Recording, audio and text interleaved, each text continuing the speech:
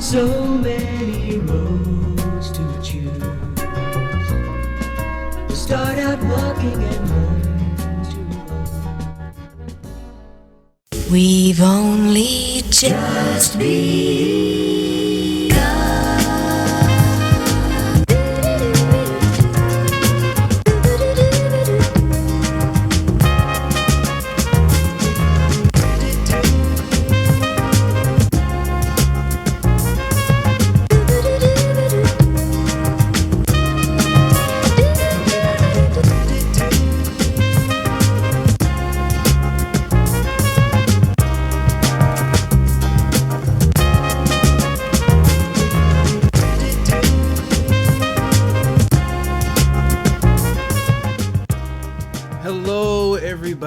My name is Zen Okami.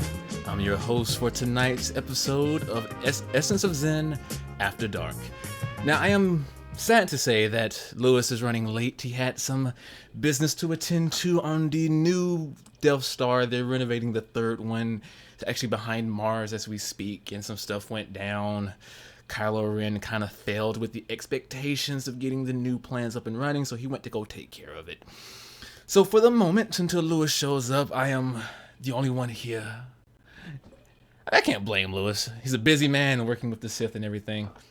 Let me tell you, after he graduated from UAT with a degree in artificial intelligence and got picked up by the dark side and rose to the ranks in the course of 2 years and, is now the Sith Lord of all things IT and basically runs the entire empire from behind the scenes. So there's like two scenes. There's behind the scene and then behind the scenes.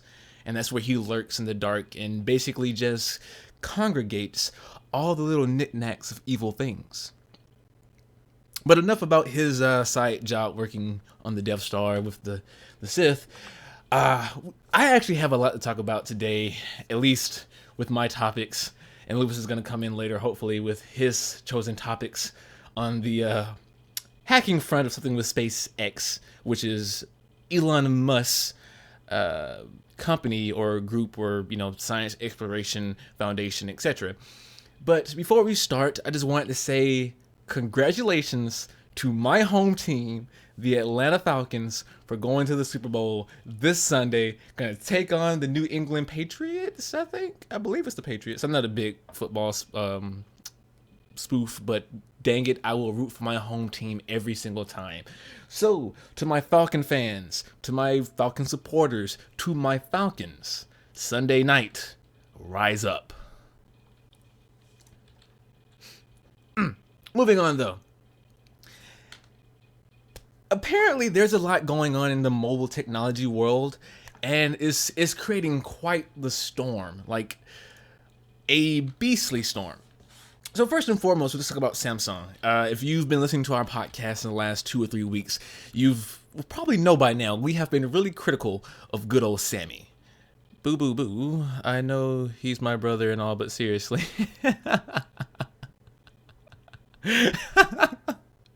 I'm going to show Lewis these messages, Daniel. I'm going to show him. Oh, no, it's okay. Daniel actually loves his brother. If I'm not mistaken, he got you Minecraft recently, right?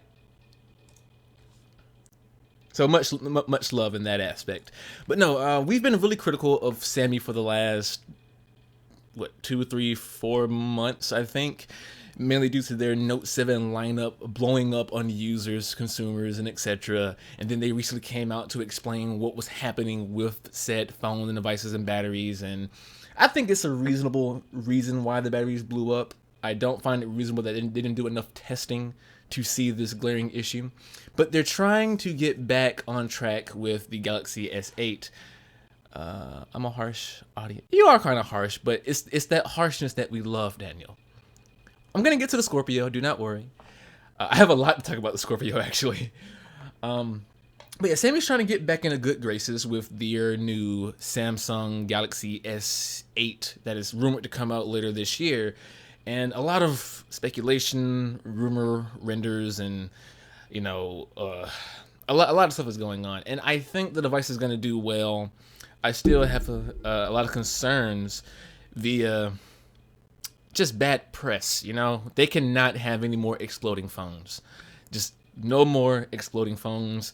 No more exploding phones. And while you're at it, probably water down TouchWiz a little bit more. But personally, I'm done with Samsung. I'm currently switched over to LG. And with LG, we have seen leaks or supposed leaks of their G6 model coming out, also rumored this year. And a lot of people think it's going to have bezel-less side screens. And no phone is ever going to actually be truly bezel-less. And that's due to the fact that they're touchscreens. If you have a bezel-less phone, you will always be activating the screen. Even if you have some type of anti-touch software to run, it's still going to be a nightmare. Okay, let me read. I think me typing in the TS lobby would be a bad idea. You can keep typing in the TS lobby. I can see the text, but because I'm dealing with a lot of on-screen materials, I may not see them exactly all on time. The YouTube chat is what I have in focus, and I see that far more often. But yeah.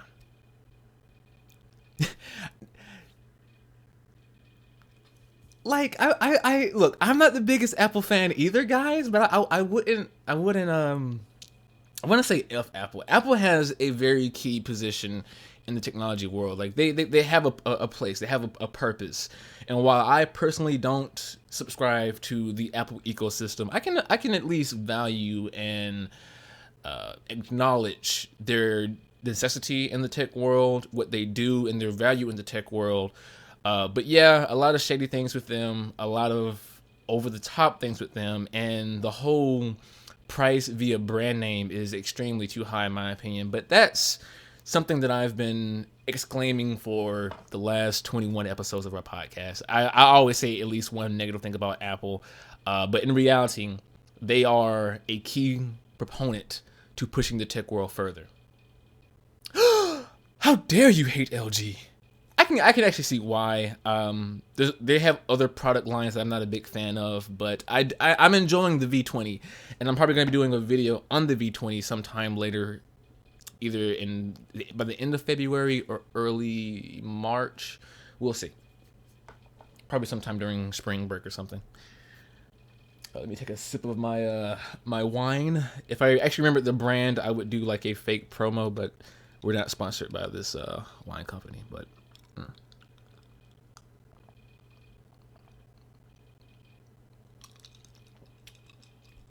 do you know what kind of LG phone it is?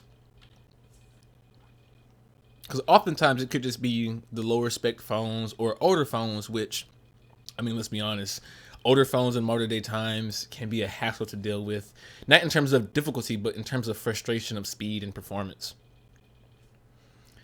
Yeah, I can see that.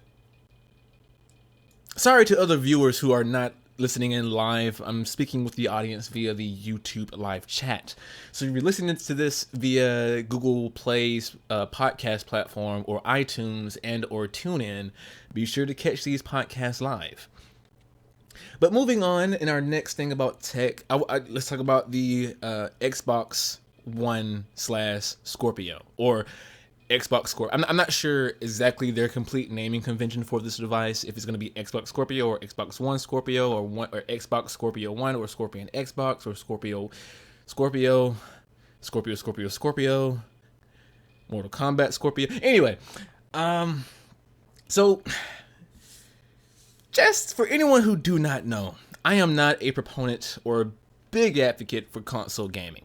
I get why people use consoles. I get why consoles are convenient, useful, looked at, preyed upon, and found for certain players. It's not for me. The specs are too low. The price doesn't match performance, in my opinion.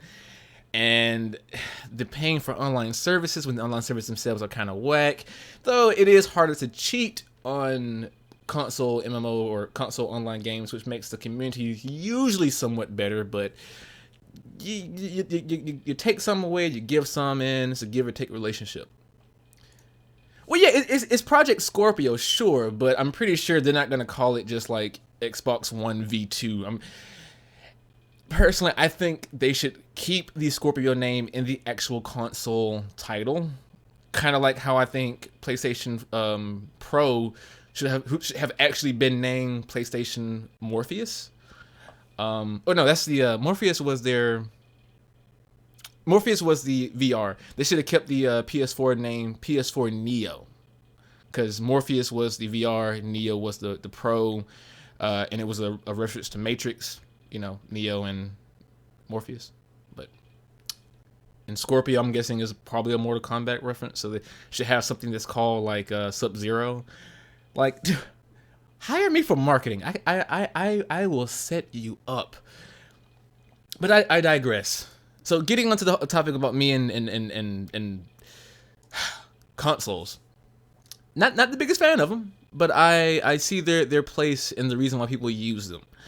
However, I think Project Scorpio at this moment is probably doing more to make itself fail than succeed, and I'll tell you why.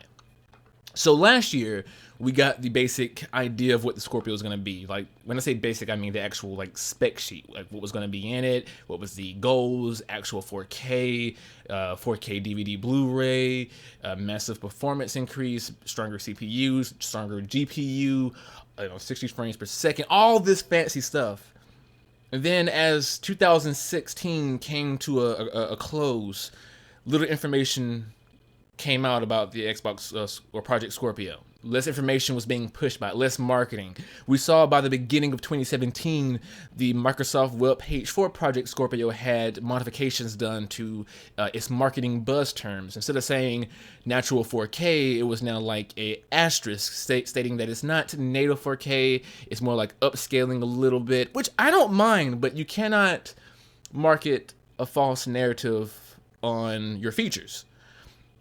And now, because they've made statements in the past saying, "Oh, we're not going to rehash our console like Sony did with the PS Pro. It's not going to be the same thing with just slightly increased specs with this whole new thing." But then they turn around and say, "Oh, it's not a brand new console. It's still an Xbox One," but yada yada yada. So now we have conflicting information, conflicting statements. One developer says X, another developer says Y. They've already overhyped the performance power of the Xbox One, and they've basically driven themselves into a hype train that is fast going on the rails and has a chance of derailing itself. And again, they could still come out of the park swinging, succeeding, and just being on top. But oftentimes, when you're dealing with the gaming community, technology, anything with hardware specs, when you overhype your object, your product, and everyone's super hyped for it, too many people have expectations that are set too high. And even if the Project Scorpio device is amazing and it's awesome, if it doesn't meet the over-the-top expectations of your majority user base, they're going to see it as a failure. And that's what I'm worried about with Project Scorpio. The same thing I'm kind of worried about with Nintendo Switch after they gave out the launch game lineup and etc. It's good marketing, but sometimes done to the point where you overhype the device and it creates concern. So, my elbow. Let's see. Morpheus, what if Sony told you Microsoft never existed? Nobody really knows this Project Scorpio will actually happen. They say it will happen, then they say no. What it is the Xbox. Make up your exactly. As Phoenix Wright would say, objection. Pretty much, it's just a lot of hearsay back and forth. Now, again, personally, I think it has the potential to be something great. I think them waiting until after the PS4 Pro, had its major sales and the PS4 lifespan had its major sale. Smart move. Wait for things to die down. Hit the gaming market again hard with this powerful platform and push out fantastic titles. That also brings in a bigger concern. These fantastic titles are being canceled. Things like Scalebound. There was the game. It followed a young female protagonist with like this blue orb that she would put into robots. Was it Reconstruct? Reckon? Something with an R, I can't remember. Because she had like a little robot dog that used the blue orb, but then she'd take the blue orb out of the robot dog body would fall. She put it's like a giant building mech type of thing. I cannot remember for the life of me the name of that game. But yeah, that basically bombed and it didn't sell as well as they thought it would, and it created more issues with quote unquote Microsoft exclusive titles. And when I see this, and all I'm seeing now is Halo, Gears of War, and what's the race car game? Forza. And I'm like, Scalebound was going to be a new IP. It was going to be fantastic, but they're having issues with performance scaling and keeping it optimized. So the developer pretty much had an issue with that, and the giant fallout and the game basically, got canceled far beyond alpha and beta, versions. That's not a good sign. Then you had things with them pushing for what's the same studio that worked on Dragon Scale. Their other games didn't do so well, and there's just a trail following that is creating a lot of negativity around Microsoft in terms of the gaming community, and I think that's gonna hurt the Project Scorpio if they don't get their stuff together. That being said, again, there's still potential. I just think they got to play their next moves really carefully. I don't like the design of the controller. It's going to be a touch for the Xbox or for the Project Scorpio. I can't imagine Microsoft going in with a touchscreen controller for Project Scorpio. I don't know though. So.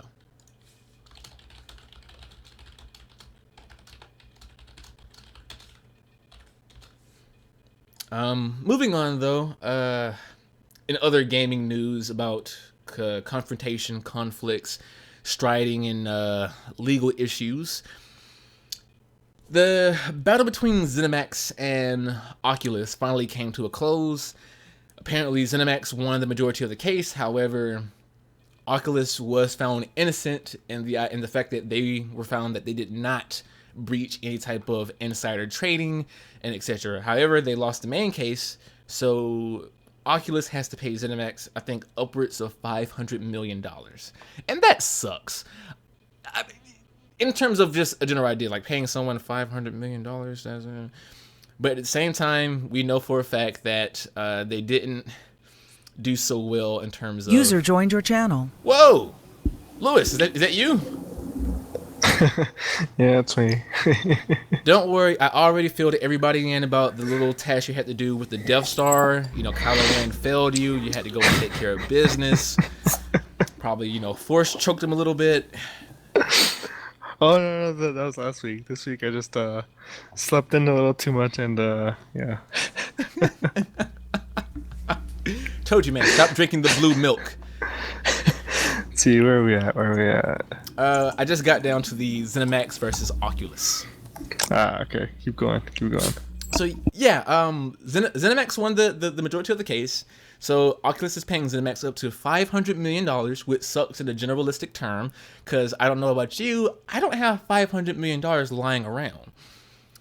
But they were found guilty mainly to the fact that there was testimony from people over at the Oculus team that had admitted to basically copying and pasting code from ZeniMax. I'm sorry, but when you literally have people saying, yeah, I copied and pasted code, you kind of shoot yourself in the foot with that one. So, Either way, at the end of the day, I think Oculus is going to keep moving forward, even if Mark Zuckerberg isn't too happy. And ZeniMax is going to continue making, Bethesda make games like Fallout and The Elder Scrolls. So yeah, and Dishonored. So good on them, good on us, good on some of Oculus probably. I don't know. I knew it. I told you he was sleep. Oh yeah, Lewis, your brother was like, oh yeah, sure, he's busy. Busy sleeping, I bet. He knows you well, man. He knows you well. Speaking of the Oculus, though, guess what, Lewis? What? I'm working on an Oculus project. Snap. That's my boy.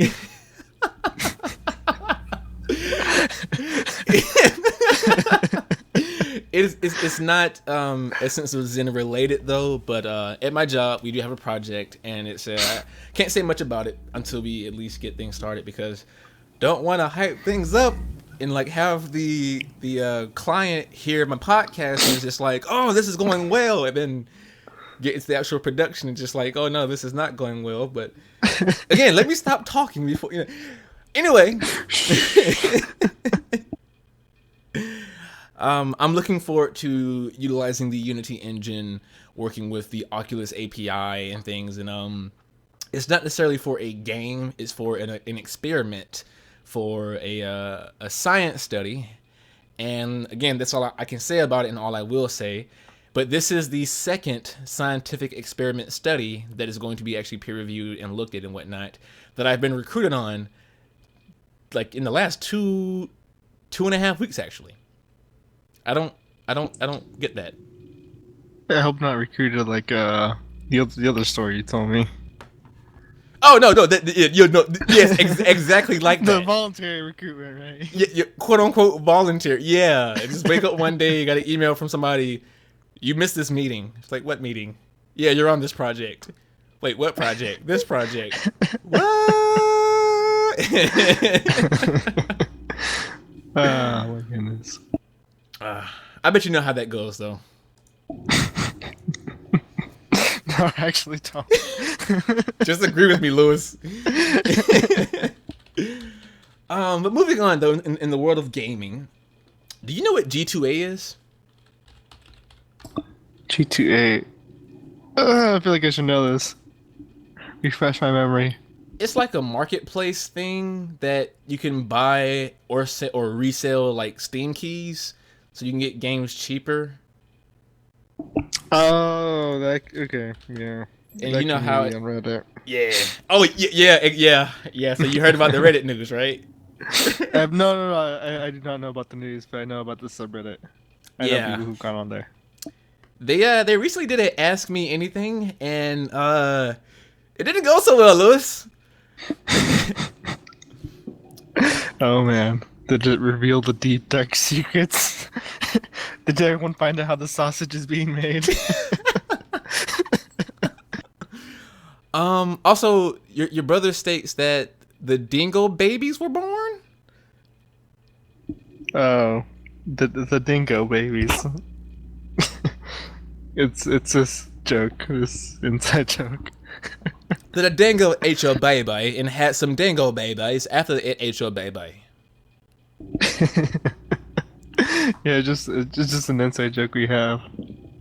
See, Daniel, that's rude. Don't do inside jokes that I'm not a part of. I'm joking. I'm not serious. I'm just kind of jealous and envious that I'm not on the inside of this joke.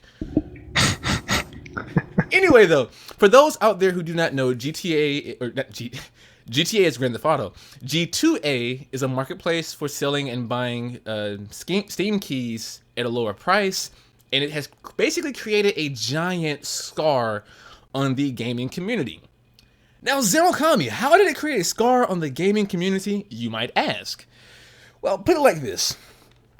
Why would there have to be a marketplace to buy Steam keys if you can already buy Steam keys directly from developers on Steam or through, like, you know, places that may sell Steam gift cards like at Gamestop? Well, there isn't really one.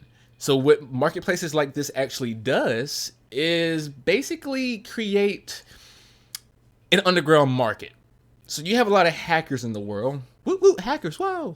But sadly, a lot of those hackers are bad hackers, also known as black hat hackers. And no, I don't like the way I say it, black. They'll basically they'll steal a bunch of credit card information. Like, you know, they call those things skimmers. Oh yeah, skimmers. So yeah, anywhere from skimmers from gas station, you know, machines to skimmers in their pockets when you're at your checkout. Basically, any way they can get your credit card information. They'll then buy a boatload of Steam keys with that credit card information, and they'll put it on sale on G2A. Now, a lot of people are just like, what's the big deal? Anyone who's had their credit card stolen can just, you know, file for a stolen card or identity theft or etc. Get that money reimbursed to them, and, you know, big deal, problem solved. Well, while the user or the person who owns the credit card gets that money back, it's kind of hard for companies, Steam, developers, producers, and publishers to sift through every single one of those transactions to find out if the Steam key is actually legitimate. And when this happens, they basically just write it off. So while the credit card holder gets their money back, the developers do not. They have to reimburse you, but no one is there to reimburse them. So now they're making a net loss. And if you basically know the basic of economics, or in this case, basics of mathematics, you put in $1 million to make a game, someone buys from someone else, that money is refunded. You then have to spend more money to refund the person for the fraudulent purchase. You're not really making money from that purchase. And now, again, like 500,000 people have bought games via this third-party market. That's a net loss. It's a big one. It's a big dent. Now, some publishers, developers, and creators have actually just said, you know what, sorry, but we're gonna make all those keys illegitimate, which basically sometimes screws over actual people who buy the keys online through the actual developer or sometimes through Steam, and their game is defaulted. And then you got angry gamers who are on Steam writing angry reviews saying my game got canceled or revoked because I don't know why, you son of a so-and-so, and then spark online vitriol. And that's, my dear boy, how it left a giant scar on the gaming community. And that's how the sausage is made.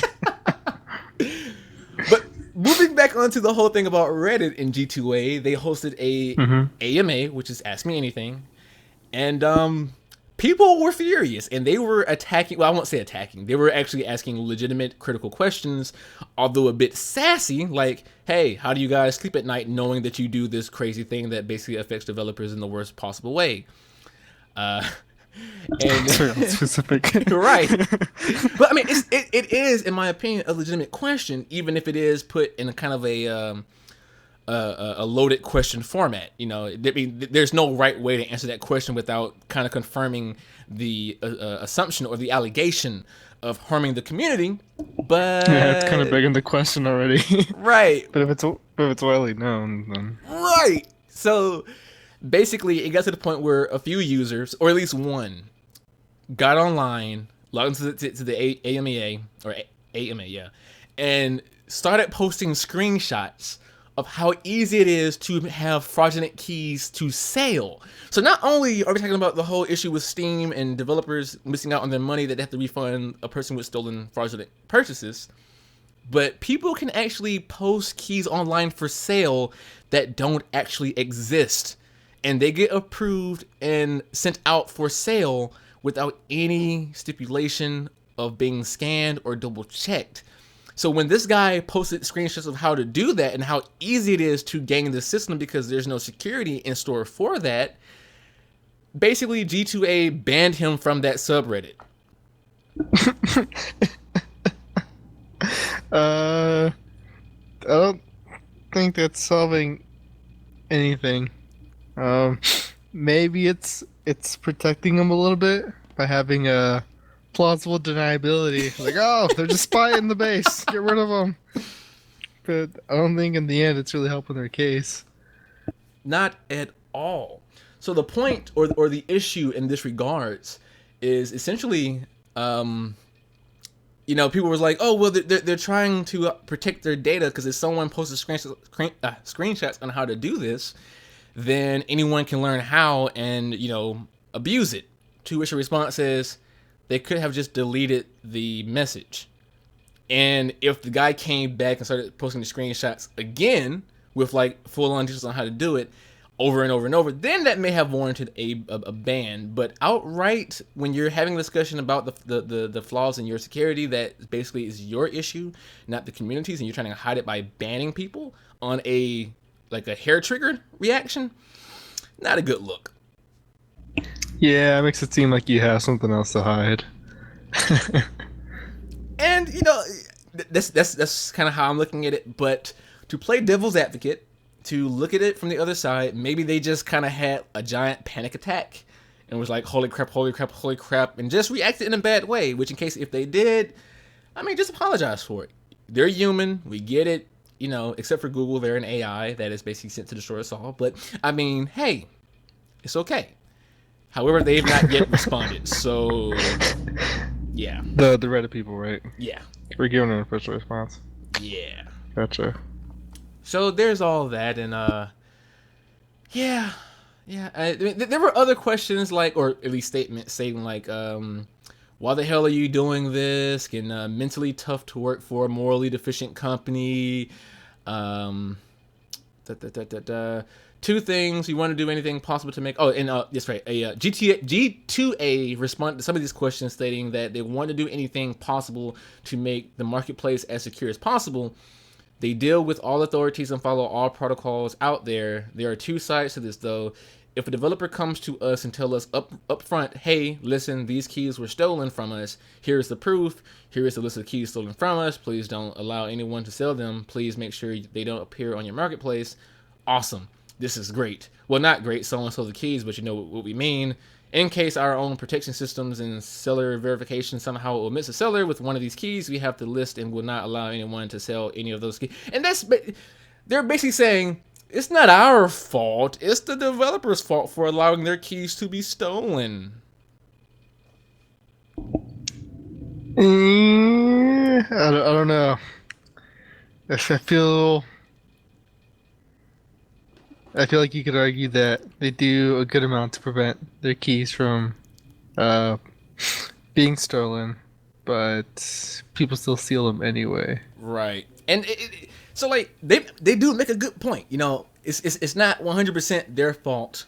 But to kind of shamelessly say, hey, you know, this one guy just came online and put up 5,000 keys overnight, you know. obviously that's legit. You know what I mean? And don't look into it because you didn't get a message from a developer. That's kind of crazy, man. I don't know. I get what they're saying, but they just can't turn around and just put all the blame on developers and sellers and publishers. And at the same time, when they say that they have their protocols and protection systems in place, and then the guy comes up and shows them, no, you don't. Here's how you can easily sell a key that doesn't even exist. Yeah, just it kind of not to get too into it kind of reminds me of that argument. I was like, well, I mean, if she didn't want it, then she should have worn that short skirt. I was like, I don't think that's yeah, not to get too into that other argument, but that's kind of what it reminds me of, and it doesn't feel like a legitimate well-standing argument on their end. Right. It's just like, hey, think. Do not get into panic mode and start typing out any little old response you think of. Think. For the love of God, please think. Hold on. Daniel asked, do we have any buzz about GTA 6? And someone turned the logic on them. Catch me outside. No, no, do not come in my chat and says, catch me outside. How about that? No, not in my house, sir. Nah, it's okay. I'm just joking though. As for GTA Grand Theft Auto 6, there's no real buzz about it thus far. Rockstar and Rockstar North are currently focusing on their next Red Dead game, which I think is Red Dead Redemption 2, which irritates me because I wanted a Red Dead game that was not a part of Redemption. The Marston story is basically done. Get off of Marston. Let's move on. Please, Rockstar. A new protagonist, please. Sorry. Little rant there. But yeah, so yeah. Real quick, I know this is just kind of being thrown in there, but have you heard anything new about the Xbox Scorpio, Zane? Dude, I had a whole 15-minute monologue about that before you came into the chat.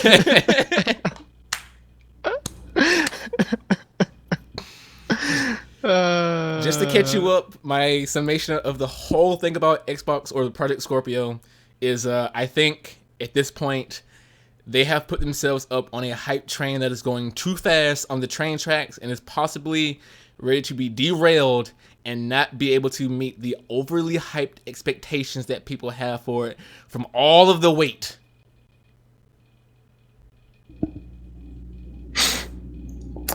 Yep. I mean, if anyone is still curious what I mean by that, picture it like this. Everyone knows about Half-Life, right? The game, the gaming series. Which one? The second one? The third one? Just the series in general. So, we know that everybody wants Half-Life 3, right? Yeah. How long have people wanted Half-Life 3? This is the beginning of time. Oh my goodness. I think it's like legitimately around 15 years plus. I'm gonna tell you right now, Lewis. For the people who have been waiting for Half-Life 3 ever since they've completed Half-Life 2, no matter when, no matter how good Half-Life 3 can release today, tomorrow, in a year, no matter what, it will never be to the standards and expectations that people who have waited 15 years... It's the same reason why Sony and PlayStation cannot or will not release Kingdom Hearts 3. Because the expectations are just too high. They have Kingdom Hearts 1.2, 1.5, 1.6, 2.1, 2.2. Now we're going to get 2.8. We can't even get a 2.9 before Kingdom Hearts. They're jumping straight to 2.8 with an extra point and a half just in case. It's going to be like the Windows 10 of the... what is it? Of the gaming world. Pretty much. 8.1. No, it's like, what was it? Windows 8, Windows 8.1. Sorry, guys, we got rid of that whole menu thing. So yeah. I don't know, man. Consoles need to figure out what they want to do for the future generations because I think they've reached like a plateau. But yeah. Agreed. But moving on though, are you interested in any movies that are coming out this month? This month, not this month. I'm waiting on Homecoming. Oh yeah, I keep forgetting about Homecoming. I hope that's good, man. I have so much hype and hope for that movie, but I'm so worried. So worried. So Well, you know what they say. go on. The blind man who can see is not really blind.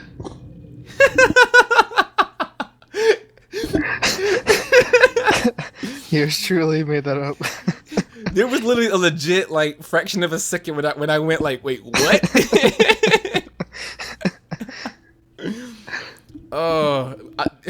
God, Lewis, I need to get a quote book for you. Just be like, Lewis said this, 2017. Let it be known this day. And I will bury this book, and I will wait for someone to find it like 20 years from now. So when we're old and decrepit, we won't be old in 20 years. So we'll be old in like, what, 40 years? 4, 5, 6. Yeah, about 40 some odd years. We'll be like 60 something years old. They're going to find this book of quotes, or book of Lewis's quotes, and essentially go down this list. And they will start a cult in your honor, sir. Huh, I hope it's a good cult. I mean, it'll be like not like good like morally, but like good like you know, good following. You know, they last a long amount of time. Cops struggle to take them down. You know, good cult. I'm pretty sure they call it like the following of waffles.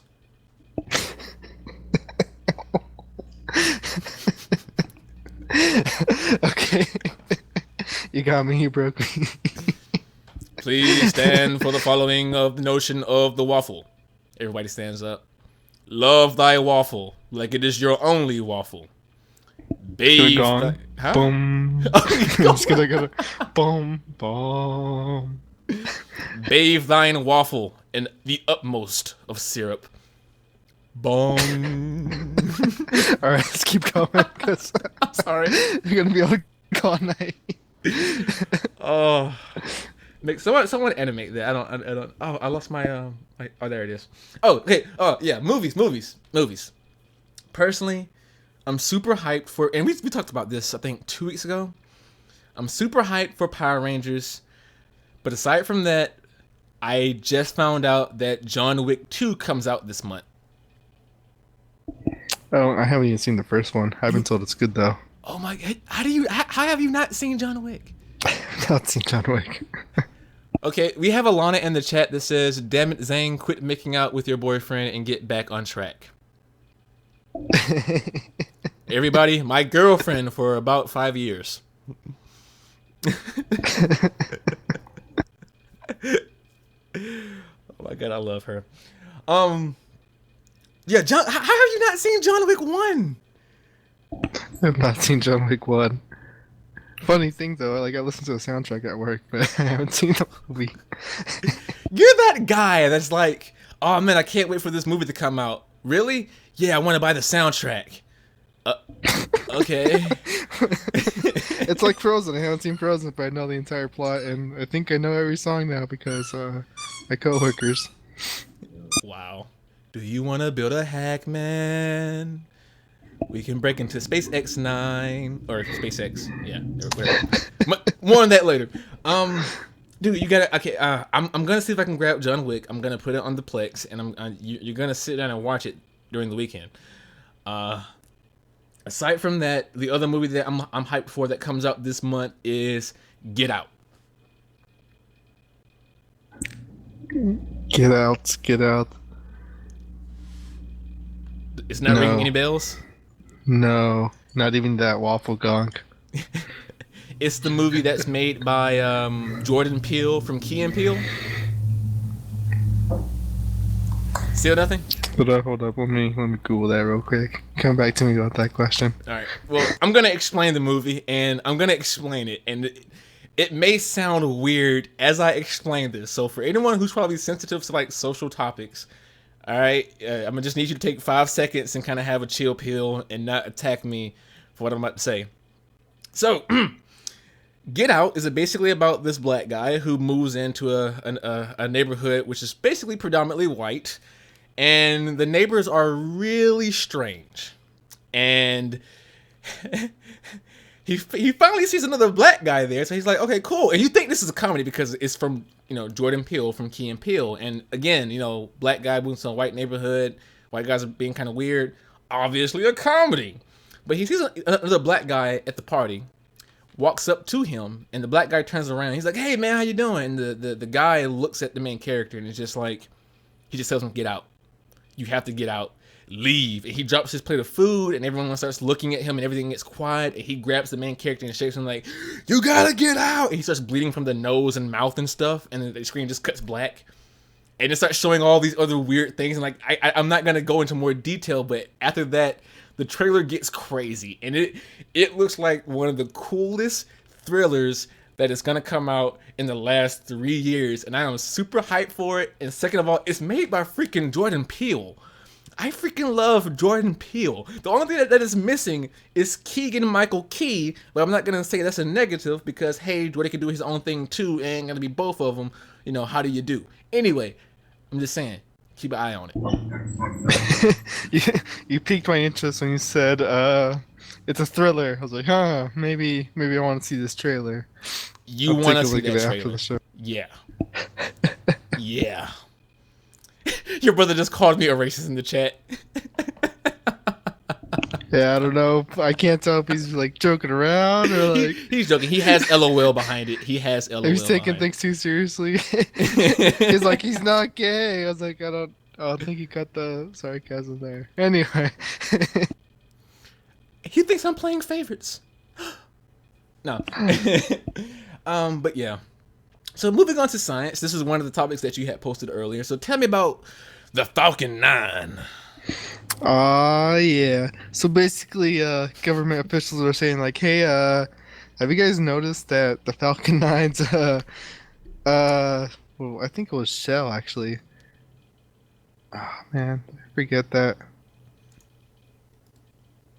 Anyway, some proponent of the Falcon 9 is prone to cracking, and they're saying that this is actually a vital part of the Falcon 9. That the turbo blades, that's what it was. That it's such a crucial part to the rocket that if they are actually serious about human flight, and especially into going into Mars, it's gonna cost the spacemen their lives, basically. But yeah, apparently they've told SpaceX about this, and they've known for, I believe it's a few years. Or no, I'm sorry, not a few years, few months I meant to say. But SpaceX is working on a redesign to fix that issue.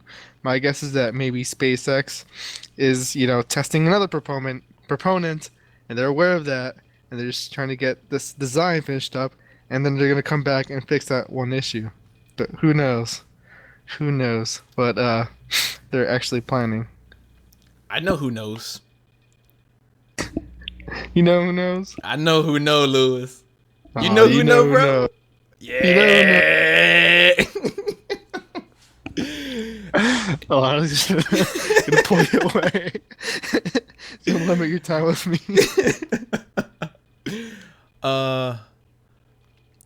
Apparently Daniel is like snoring fest because he's not my favorite apparently.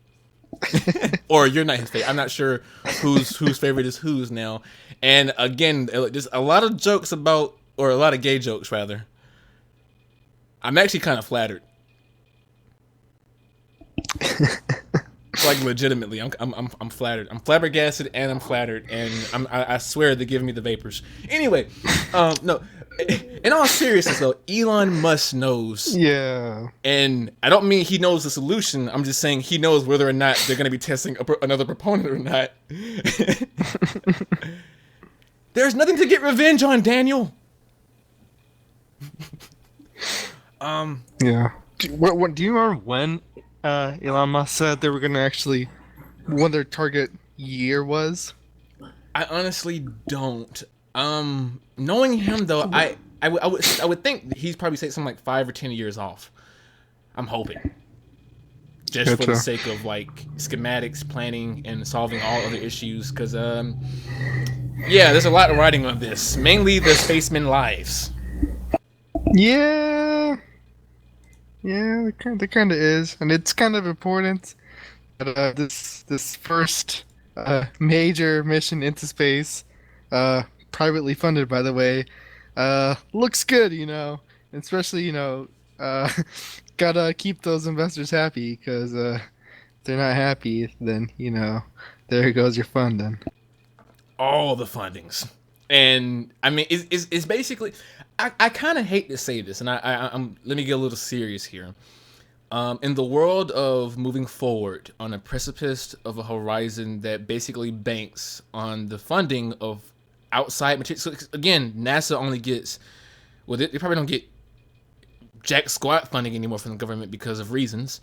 But we're on a precipice for other people outside of the government to move forward in scientific discovery on one of the things that not just made America stand out, not just Russia, not just the planet, but specifically humanity stand out as a whole.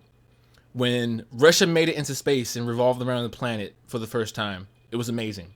When Americans landed on the moon for the first time, amazing. When the Mars rover successfully got on Mars and was able to receive signals to drive around, it was amazing. Humanity can do this. We can push further if we just, well, Elon Musk, take our time and not lose our astronauts. And two, support the exploration, the funding, the science, the physics, the math, the education. We can do so much, and there's so much on stake riding on SpaceX and Elon Musk projects. Because if this fails, it's going to be like 30 steps back, all because people are be like, no, if you're not NASA, we can't do it. No, if you're not Sputnik people, we can't do this. No third party corporation group can never do this ever again because obviously it doesn't work. And not just because people are skeptical on, scientists not funded by NASA. It's just the concept of fear. Fear is what holds humanity back. And when someone fears that another issue may occur, they basically go into a shell. Because when other astronauts lost their lives in a rocket explosion that couldn't make it off Earth due to a malfunction that almost grounded us completely. But look at us now. Again, a Mars rover. We've landed on the moon. And no, if you're a freaking moon landing denier, I don't want to talk to you. Get off my channel. But no. One day we will make it to another galaxy. Probably not in our lifetimes. Hopefully Neil deGrasse Tyson found a way to put his consciousness into an AI so he can keep guiding humanity. But we will. And I honestly think, as I kind of point to my window and I'm like imagining space off of camera, because you guys can't see me right now, I'm kind of awkward. I do imagine a time when we do push forward to the point of having colonies and outposts all throughout the galaxy, finally meeting other smart life forms and communicating, hopefully solving world issues by then that are pettiness, having the basic futuristic outlook that Star Trek once showed us. And that's what I honestly think is going to be riding on all of this with Elon Musk. So, Elon, if you're listening, no pressure. Sorry, I kind of went off on a little rant tangent there, and yeah. It was inspiring. Well, we got one last topic. Remember, you're excited about this one. Just a little bit actually. It kind of caught me off guard. I was gonna try to talk about the notion of batteries using graphene instead of other lithium ion notions. Okay. I have a video that I've yet to finish editing because of school, time, and work. And it's my top 5 tech predictions of 2017. And god dang it, Marcus Brownlee beat me to a top 5 technology predictions video. So when I release this, they're gonna think I copied him, and I'm gonna be upset about that. But nevertheless. So my science topic for the night before we sign off, which I can't beat the speech that I just gave. So bear with me with this boring news. We should move down to the end. Researchers break data transfer efficiency records, and basically what this means is they found a way to transfer data at a high, fast speed without as much data loss or integrity loss. I believe it was from the Ornell, or at least that's where the credited source comes from. The Oak Ridge National Laboratory. They basically used super dense coding, which is a process which the properties of particles like photons, protons, and electrons are used to store as much information as possible. They then transfer that over via telecommunications. I forget which kind of wire or which kind of connection. I would assume fiber. Let me see. Yeah. They transfer 1.67 bits per qubit, or quantum bit, if you didn't know what qubit was, over a fiber optic cable, edging out the previous record of 1.63. So that's a 0.04 increase of qubits. It's a distinction reserved for the approximately 1 in 6 PRL papers. So basically, they make some awesome breakthrough. What does this mean for us? Not much. Pretty much anything, really. No, it's pretty neat. It's getting closer to having quantum computing actually be like a feasible thing. Because like, yay, we can have things go at like lightning speeds, but we can't do anything with it because everything we send over gets corrupted and destroyed.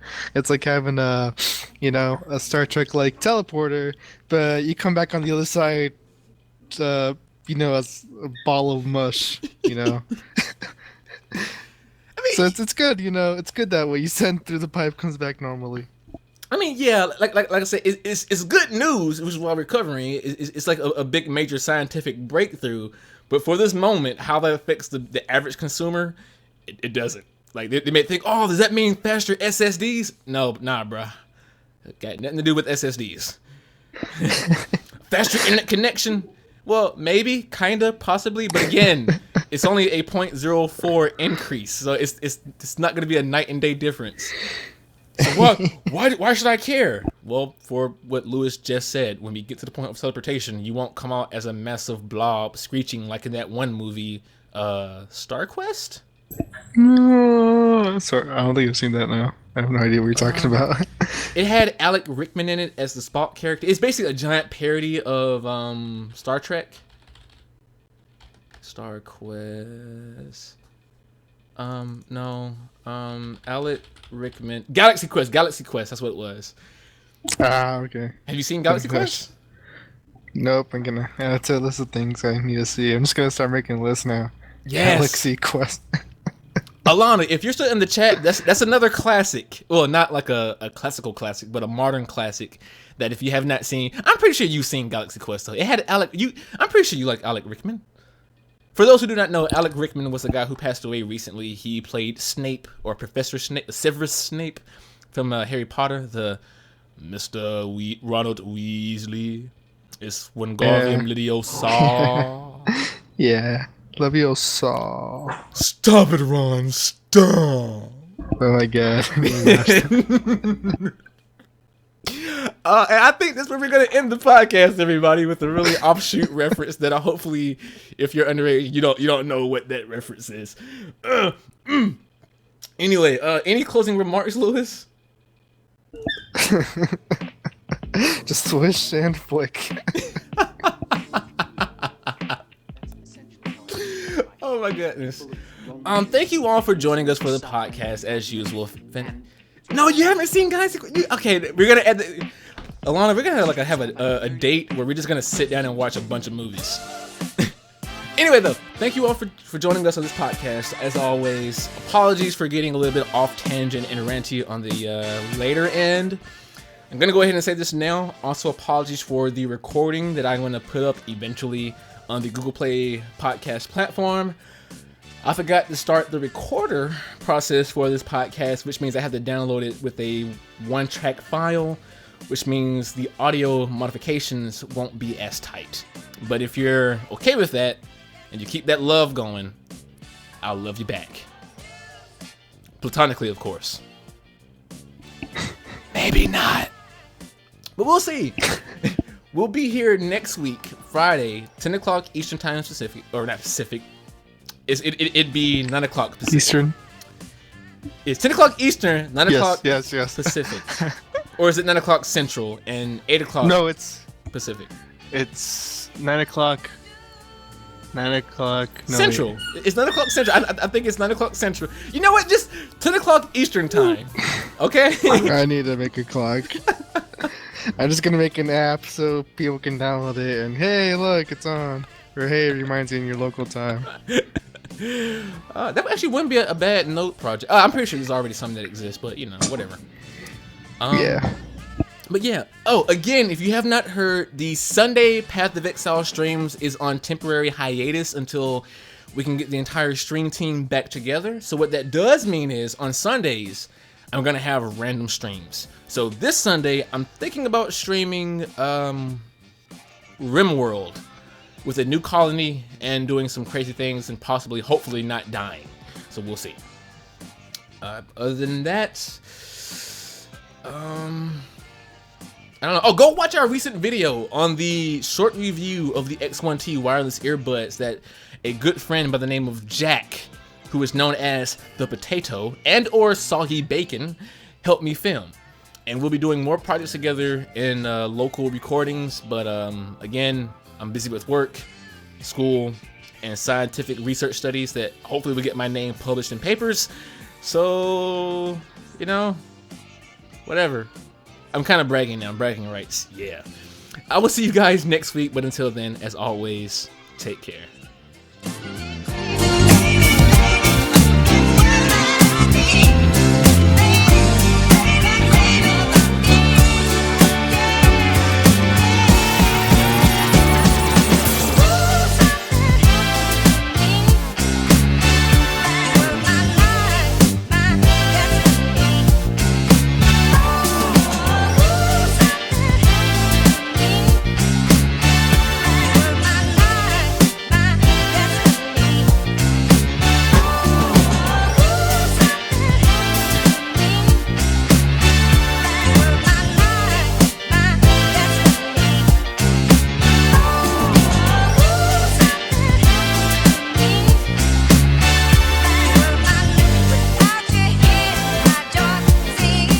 Also, before I leave, we're gonna have merchandise coming out before or during spring break. So if you want coffee mugs with my cartoon face with the mustache and Lewis's cartoon face with the mustache, look for that during spring break. All right, love you guys. Bye.